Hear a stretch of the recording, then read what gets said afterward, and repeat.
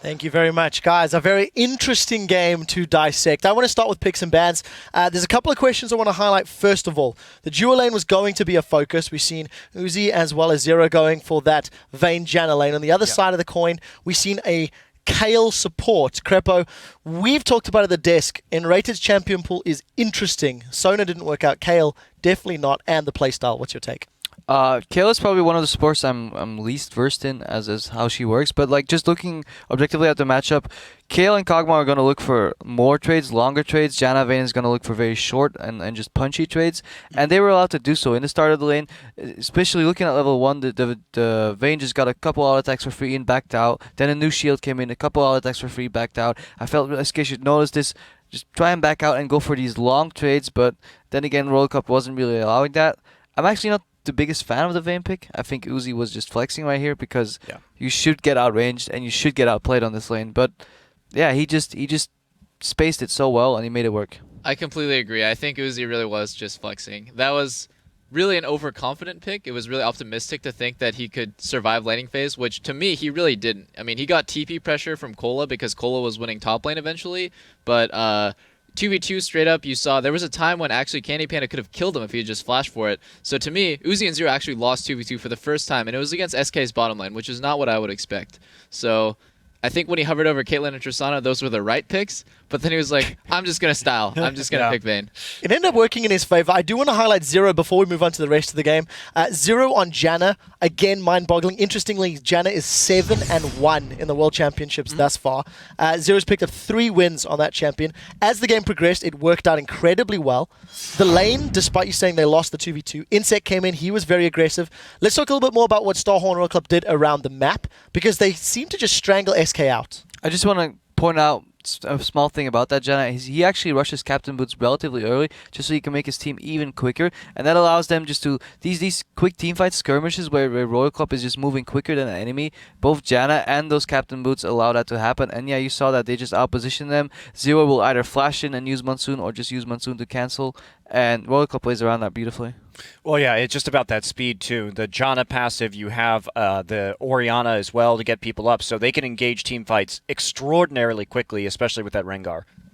And I have to question people's ability to just kind of read Royal Club's picks. How many times is Insect going to get Rengar? How many times is Kola going to get Aurelia? And how many times is Zero going to get Janna? Because it's really obvious what these guys are going to play every time, but it just feels like the teams don't respect it or really understand how powerful Royal Club is on these champs. Freak. Yeah, and as well, thing is when you pick a champion like Janna, this is a very team fight focused team as well. Yes, you do have people like Kola and Uzi who can split push, but like they're still trying the 5-on-5. It's what Janna wants to do. It's what the Orianna wants to do, and they're set up for this. And the teams aren't really strategically outplaying this, right? When you can start reading into your opponent's picks, you know what kind of champions are coming. You can develop a counter strategy and say, well, you're going to be bad at X because we can predict all your picks, and no one's doing that yet. Well, you mentioned the team fights. This particular team did manage to get a few big fights in their favor. Let's pull up the first replay where a couple of teleports from both Kola and Freddy come into play. Freak, talk us through what Starhorn Royal Club did right and how they sort of punished SK. So Starhorn Royal Club, first of all, are positioned incredibly well, and they don't get themselves in a really bad spot. What SK does poorly, though, is one... Is this one off the Janna kick, or is this the earlier one?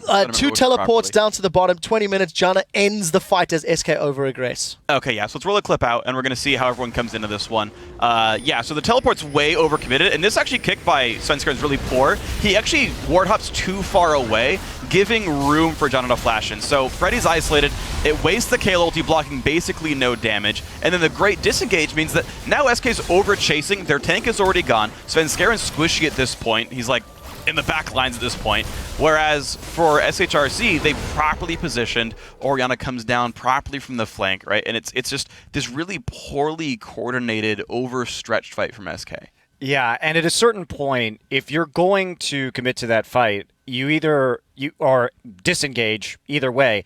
You either go ahead and you use that Kayle ult onto the Maokai and then get out of dodge immediately, or you let the Maokai continue to go in, and if Ahri's going to dash forward like that, you have to just commit to that fight entirely because they lost, they lost the Kayle ult, they lost the Maokai ult damage, and yeah, you need to decide in advance how that Kayle ult's going to be used. And I don't understand why people always want to teamfight Royal Club. It's just so mind-blowing because it's what they're known to do. Like, to watch Royal Club teamfight, it's like watching a beautiful dance or something. You know, you're just like, whoa, it's like so mesmerizing and beautiful. But just like stop doing it. Just go siege, go split push, look for picks. Stop fighting them 5-on-5 because that's how people lose. So Starhorn Royal Club all but punched their ticket to the quarterfinals. They're 4-0 at the moment, barring a monumental misplays in their last 2 games and some help from the other side. They're there. Right. TSM also have the possibility of being in a tiebreak scenario if they lose their next few games and if SK win there. So SK are not entirely out, but even with Svenskeren back at the helm, they seem to be even more lost against the Royal Club than they did yesterday. Would you say that's fair, or am I being too overly critical here? Crepo, you want to chime in there? Well, I think when TSM will face against SK, they will just ban the Kale again like they did before, and then I feel they'll just put N-rated back on uncomfortable champions. And because he held his own, I think Kale is actually one of N-rated's strongest champions. Yep. Tie that in with the fact that nobody's used to playing against Kale support. That makes it a strong pick. I think TSM banned it last time. I'm not entirely sure, but I think they did.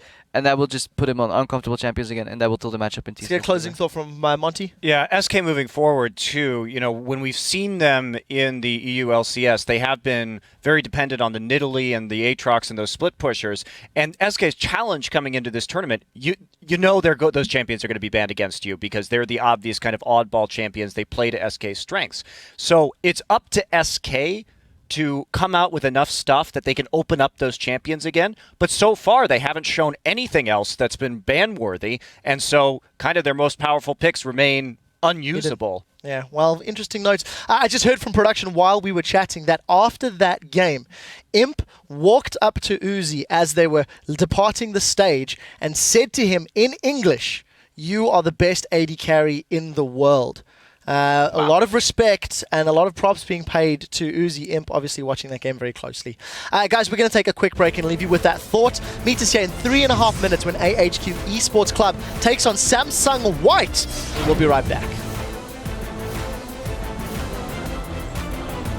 Jez is trying to do damage up to the side. I think Cole is done for you. Freddy may also fall. There's the shockwave. Comes off cooldown. And Jez is flashes over. One more auto attack. Coming in from the back corners at less than half HP. Svenskeren's going to land the Q. Follows through. There's the ultimate coming out. Zero going to knock them straight back out. They're all very low here at Royal Club, but they're going to try and turn it around. And Raven will be the first one. Shockwave comes down. Svenskeren will fall from this one. His Insect now joins as well. Actually, Svenskeren got the intervention. Jez has jumped on. Insect trying to beat them up at the back. The rest of the team comes through.